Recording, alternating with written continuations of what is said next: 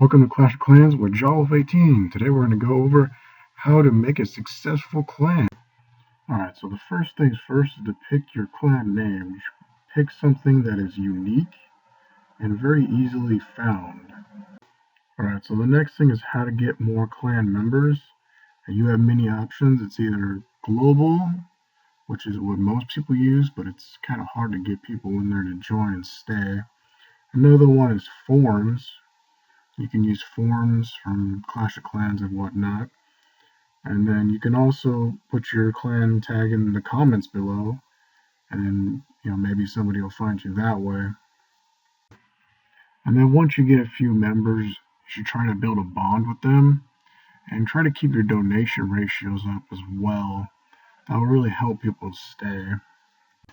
And then once you've done that, you got to figure out who are your strong hitters and then who are your not so strong hitters, so that you can start entering war and actually winning some wars. Alright, and then this is the part where I can really help you. You guys can leave your clan tag in the comments below or send me a message through line. And then inside there I'll be able to assist you from there. Every single clan is different, so you might not need the same thing that another clan needs. Because obviously you might be, town hall 7s and 6s and stuff, and another clan might be town hall 9s and 10s. So it would be totally different what you need. Alright, so over the next few episodes, I'm going to go into a lot more detail in war, like rosters and how to make a successful roster, and bases, base designs, troops, like what I've made in the previous video about clan castle troops. I'll go into a lot more detail about that, and then attack strategies, what I was also talking about in one of my previous videos. Another part of a successful clan is you don't really want to have too many town hall rushers in your clan, because they're just going to keep getting hit and a lot of their loot's going to get stolen, and it's really hard for them to keep their loot to upgrade their troops and their walls and defenses, like what they really need. You also don't want to give out free elder and co-leader. Those are something that I feel that you should really earn by loyalty or trust, or just by donation ratios, and being very active as well. You really don't want people in your clan that when they request they're asking for troops or they'll threaten to leave your clan. They're really just not people you want. And then the other thing would be, I've seen people request for co-leader or elder and then threaten to leave. I just let them out or kick them out. It's just not worth the trouble. You can also share your raid videos inside your clan, and then inside there you can go over your raids with your buddies, and if they need help, you can explain to them exactly what happened in that raid. Why did you win, or what failed and why did it fail? Because that's really how they learn new attack strategies. And also, you should go over, village-based designs as well to help them with their defenses, trying to store their elixir, gold, and whatnot. When you're building your village layout, you should really, go over your attack strategies that you have, if you have multiple ones. And then, in your head, should be able to estimate, how far you can get inside your own clan, or inside your own village, I'm sorry. That's really how I build my bases, with that in mind. I'm Town Hall 8, so I have, really 3 attack strategies I have to worry about in war, which would be hog riders. Mostly what I'm hit by is dragons. Occasionally I get hit by go wipe. Go wipe is usually the best strategy at Town Hall 8.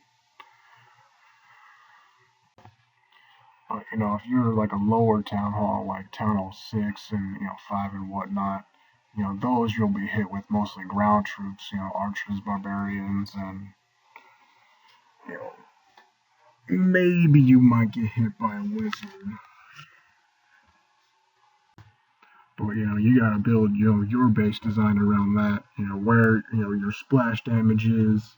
You want to concentrate a lot of splash damage in one area so that you can kill lots of barbarians or archers, because that's what they typically use at lower levels.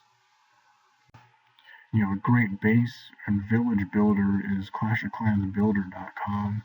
Inside there you can check the range of the archer towers and whatnot, and then you can really get an idea of where your concentrated splash damage is and single targeting damage is.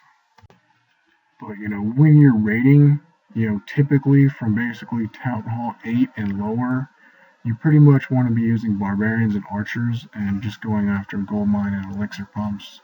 And that's why you see some of those awesome videos where this guy cleared out 250,000 gold and 250,000 elixir, and they were basically just going after gold mines and elixir pumps for easy loot. And there's a lot of easy loot out there, because there's a lot of quitters around those town halls, and that'll really help you upgrade your troops, your barracks, your camps, and all that good stuff. Your walls and defenses as well. Town Hall 9s and 10s typically have to use a heavier army when they're raiding, which is usually, I consider like a mid-level army, usually like Balloonian, balloons and minions, or I consider like a mini Goite, which would be, giants, wizards, and Valkyrie, because, numbers-wise, 3 Valkyrie is almost equivalent to a P.E.K.K.A. They have like slightly bit, more damage, but then P.E.K.K.A.s have, like 300 more hit points or something like that at Town Hall 8 difference. And then, obviously it's 3 troops versus 1, so splash damage can hurt you pretty bad.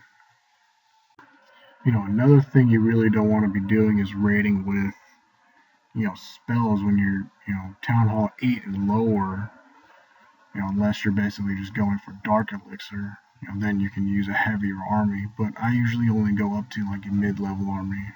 I never really go to what considered a heavy army, which would be like dragons. A dragon army is just gonna eat up your elixir so bad, and you're not even gonna walk out positive with the elixir, especially if you need it, because that's your main war troop.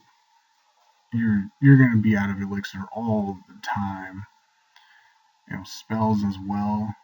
Spells eat them up as well. If you're Town Hall 9 and 10 and you're using spells to raid, it's typically not too bad because you're usually in like a higher league where the league bonus is, 50,000 plus, for winning the match, in Crystal League 2 and plus. Alright, so I hope this video was very helpful to you guys. How to, build a successful clan, how to raid and be positive as well, because that's a part of being a successful clan. You have to, keep your loot, you don't want that being stolen. So, alright, and I will see you guys in the next episode of Jawwolf 18.